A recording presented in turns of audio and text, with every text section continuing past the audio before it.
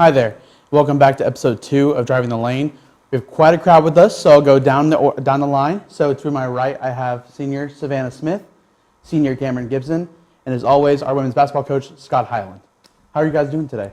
Good. How are you? I'm great. So I'm loving being here. Glad you guys could join us. So, Scott, first question to you. Okay. So you guys go 19-9 on the season, 15-9 in conference. Kind of, what is your take on how the season's gone so far? It's been a little bit of a roller coaster. You know, if you look at the schedule and the results, we've had a couple losing streaks in there, and we've had a few winning streaks, and a nice one. You know, coming right back. You know, after Christmas, I think we ran off 5 or 6 in a row. We really started building some momentum. We finally got healthy, which helped as well. But I think we were really building some momentum, playing some good basketball. I think the team had a good feel for, you know, what we needed to do on both ends of the floor to be successful. At least had a little bit better grasp of that, and it's continued here to carry on. And I think, you know, we're playing some really good ball right now, and we're peaking at the right time. Mm-hmm. So I know there's an old saying that the best offense is defense. So in the conference, you guys finished second overall, I think allowing only 56.6 points a game. So what does that kind of tell you, or what it tells us kind of about your team and like their tenacity? You know, if you've come out and watched us play, we don't use the Z word, but we don't play man-to-man defense. Now we teach man-to-man concepts, but we've played about 3-4 possessions of man-to-man all year. But within what we do, I think it really frustrates teams because they see in their mind zone and they think, well, we just get to move the ball around at will. We're going to get this shot, that shot. And in fact, we try to take away certain things that another team maybe does well. Our press, you know, is disruptive. It eats up shot clock. It can create some turnovers. And when it eats up the shot clock, it gets the other team kind of in a rush. They start setting up their offense, 17, 16 seconds. Next thing you know, it's down to 10, and now they go into panic mode, and which is why we're also one of the top teams in turnovers forced. Mm-hmm. I think, you know, there's a lot that goes into our defense. Communication is huge, positioning. Again, everything you would teach in man-to-man, we teach. We just teach it in a little non-traditional, I guess, setting.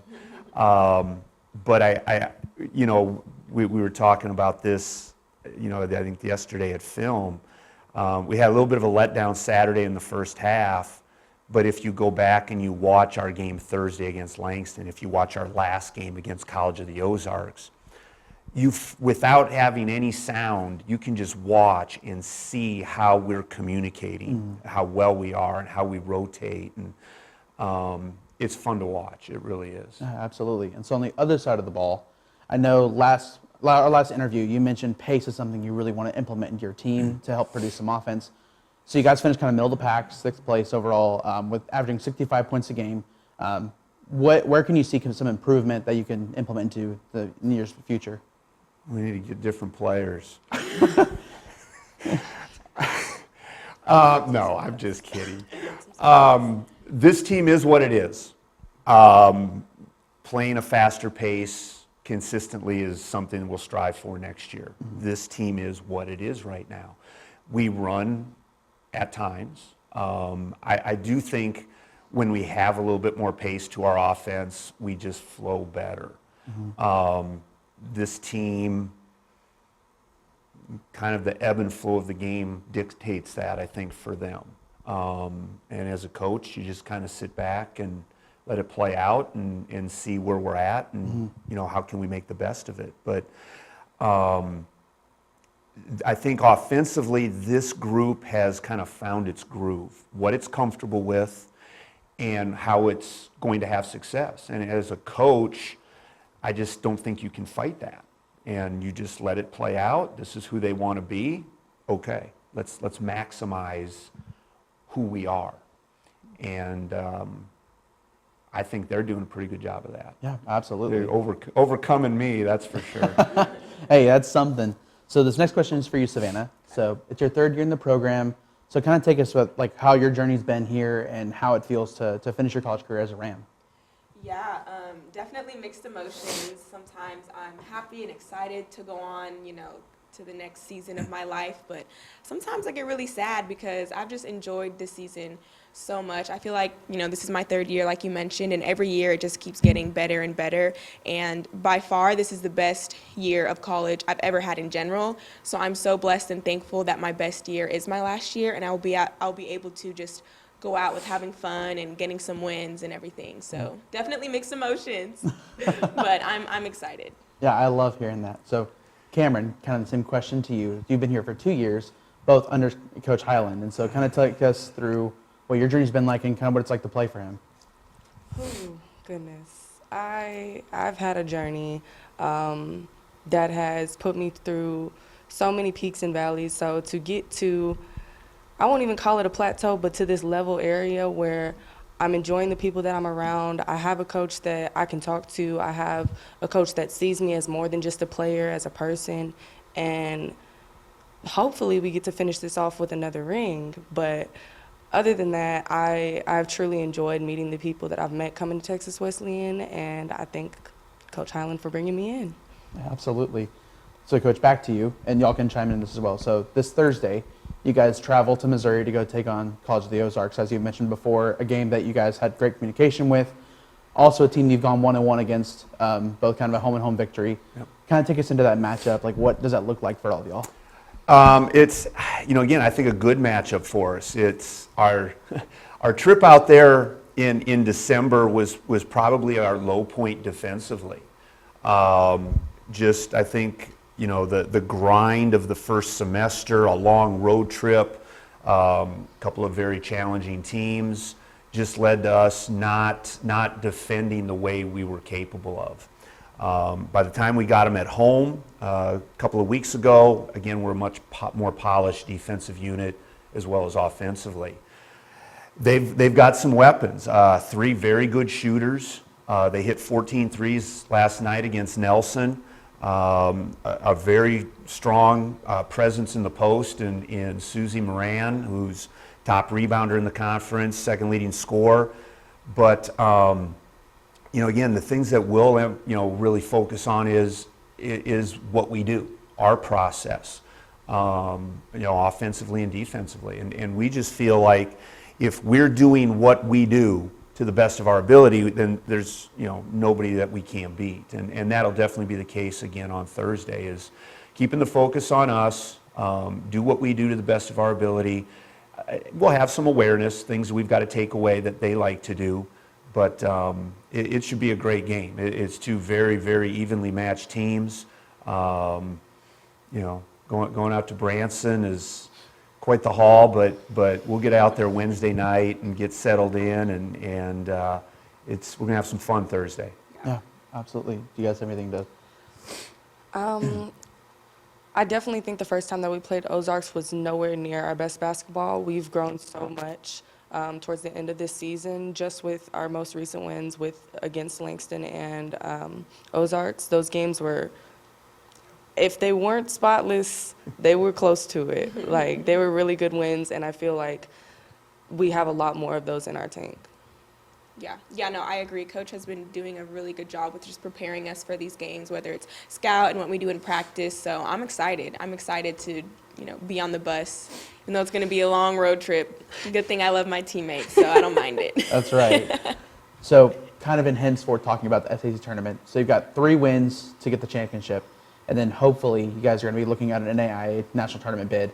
So what is it going to take from your team, Scott, like to really push towards like getting those 3 victories and then pushing into the national tournament?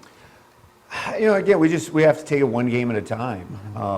We got to get this first one on Thursday, and that was unfortunately one of the things as a coach you find out real quick. As a head coach, that, for example, the Langston win, was a great win for our program and our team, and I had people congratulate me for days.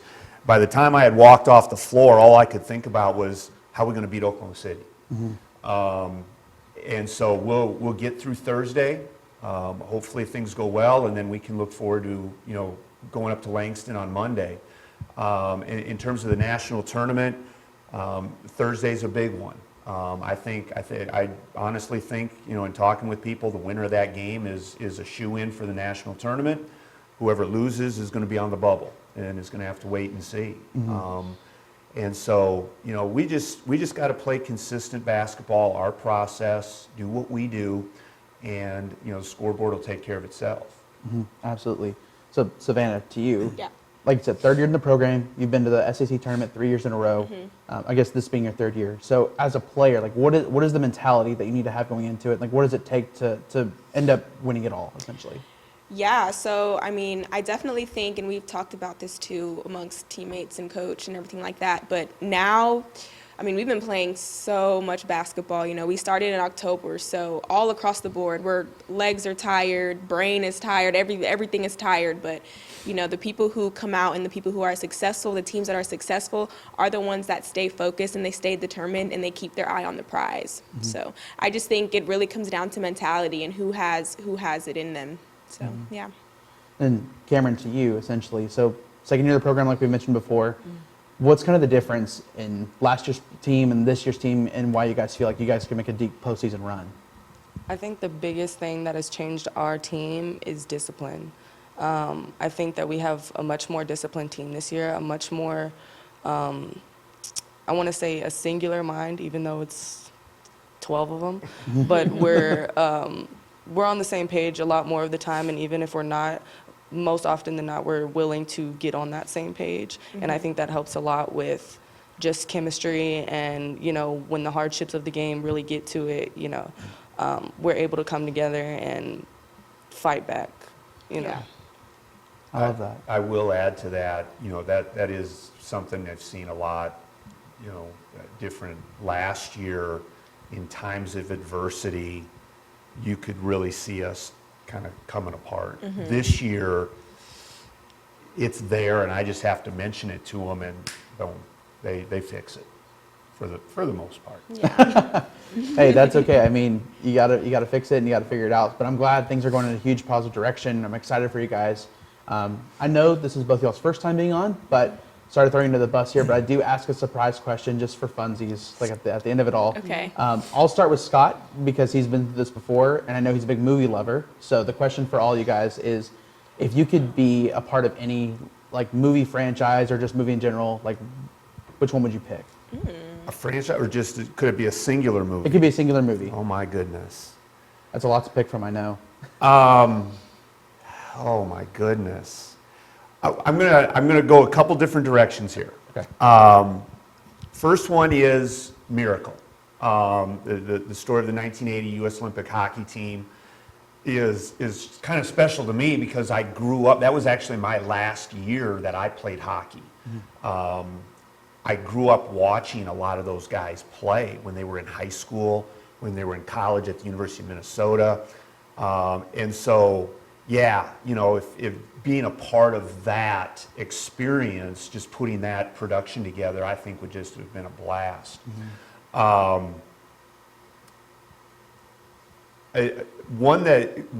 movie that I just think would have been a lot of fun to be a part of is, oh my goodness, now I can't think of it. The Hollywood one, Brad Pitt, Leonardo DiCaprio. Once Upon a Time in Hollywood. Once Upon a Time in Hollywood. Quentin Tarantino is just at a whole different level. And I still remember the first time watching that movie, knowing the true story of where this was going, and then his twist on it just was the most hysterical thing ever.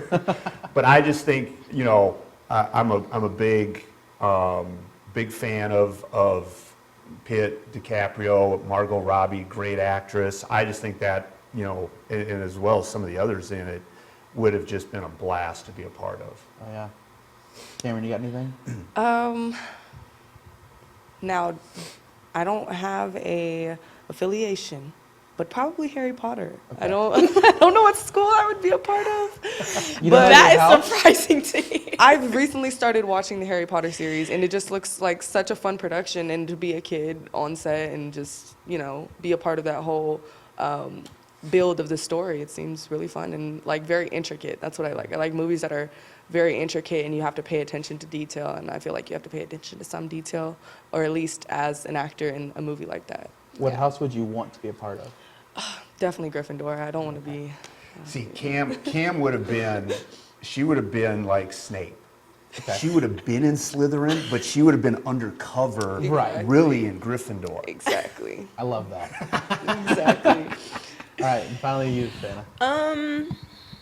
I think I would. Okay, is it called the Barbie movie? Is it? Oh my gosh, I was thinking the Barbie movie too. Yes, it's called the Barbie Yes. movie, right? Yeah, I think I would really enjoy to be in the Barbie movie. It's just a fun, lighthearted, cute movie, and especially so right now I'm getting my master's degree in digital marketing. I got my undergrad in marketing, and when I saw the marketing that they did for that movie, in the movie, behind the scenes doing marketing, anything, I would have liked to be a part of, you know, that production. Of course, it was so fun and definitely a movie that I would enjoy being in. Do you have a certain Barbie you would be? No, I don't know. I don't know. I would have to think about that one because there's a lot to choose from. As soon as he said Margot Robbie, I thought of the Barbie. I did Barbie too. movie. So I was like, no, that's a great that one. was a great one. I totally forgot about that movie, but I loved it. Yeah. Good. I'm glad. I love all the answers. So that's all I have for you guys today. Thank you everyone so much for joining us for episode 2, and we'll see you all next time.